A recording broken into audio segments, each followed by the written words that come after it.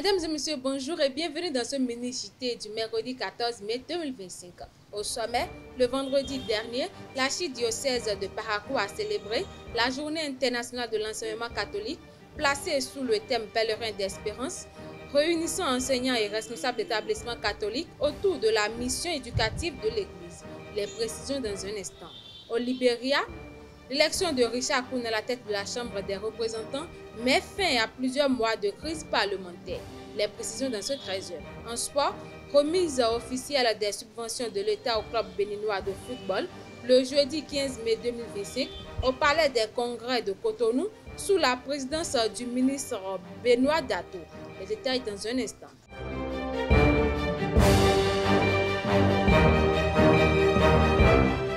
Rebonjour à nos fidèles internautes. L'archidiocèse de Parakou a célébré le vendredi dernier la Journée internationale de l'enseignement catholique. Placée sous le thème Pèlerin d'espérance, cette journée qui a rassemblé les enseignants et responsables d'établissements catholiques autour d'un idéal commun met en lumière la mission éducative de l'Église. Retour sur ce jubilé avec Mouidine Lawani et Marcel Coty. L'archidiocèse de Parakou a célébré ce vendredi la Journée internationale de l'enseignement catholique, un moment de rassemblement et de communion placé sous le thème Pèlerin d'espérance qui a réuni enseignants, élèves et responsables d'établissements catholiques de la région. Une occasion pour revisiter la mission éducative de l'Église centrée sur les valeurs humaines, spirituelles et citoyennes. Au cœur de cette célébration, nous allons prier pour tous ceux qui nous ont précédés. Nous prierons pour notre Saint-Père, le pape François, qui nous a quittés le lundi de Pâques dernier. Nous prierons aussi pour le président Hubert Koutoukou Maga. Hier, 8 mai, c'était le jubilé d'argent du décès.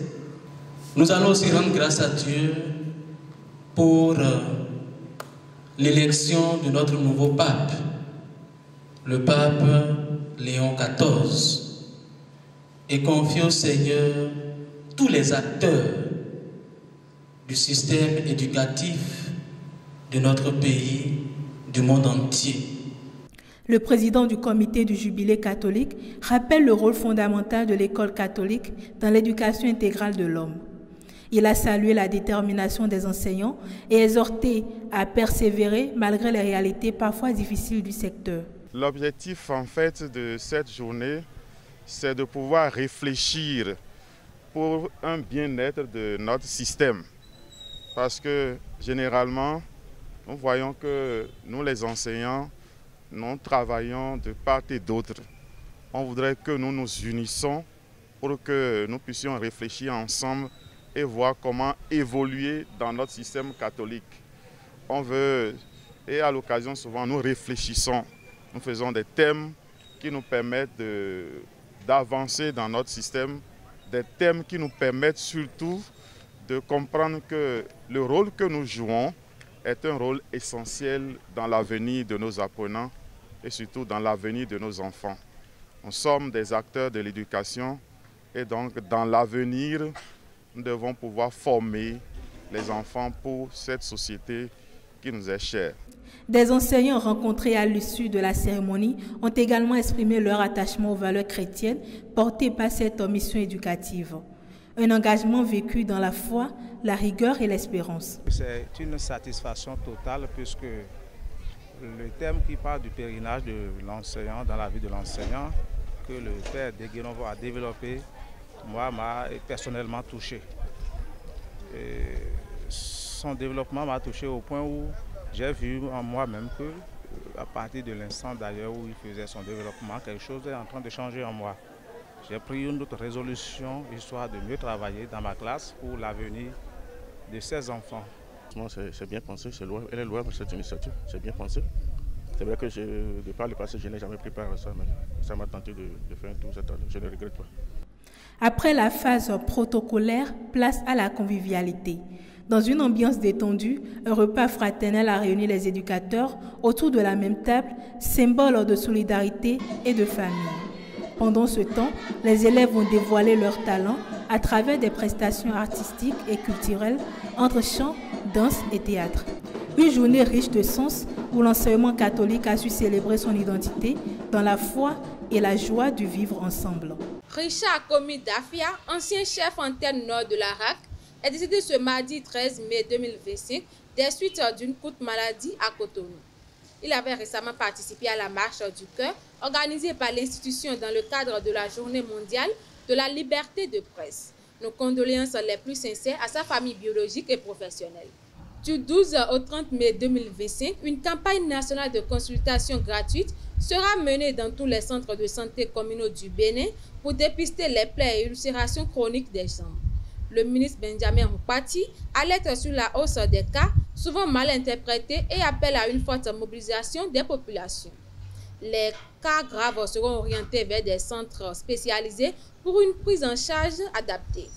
Actualité hors de nos frontières, lundi 12 mai, le président kenyan William Ruto a affirmé que toutes les personnes disparues ces derniers mois avaient retrouvé leur famille, niant tout enlèvement sous son administration. Cette déclaration a suscité une vive réaction d'ONG comme Vocal Africa qui publie une liste de disparus toujours introuvables, majoritairement liés aux manifestations contre la loi de finances de 2024.